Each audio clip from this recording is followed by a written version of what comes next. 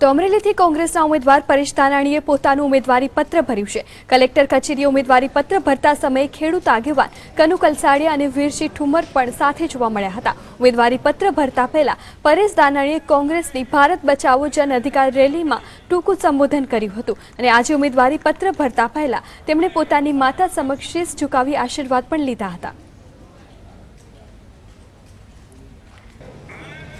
તો આજે ઉમેદવારી પત્ર ભરવામાં આવ્યું હતું તે સમયે બોડી સંખ્યામાં તેમના સમર્થકો પણ ઉપસ્થિત હતા। તો પરેશ ધાનાણી ઉમેદવારી પત્ર ભરતા પહેલા માતાને શીશ ઝુકાવી આશીર્વાદ પણ મેળવ્યા હતા।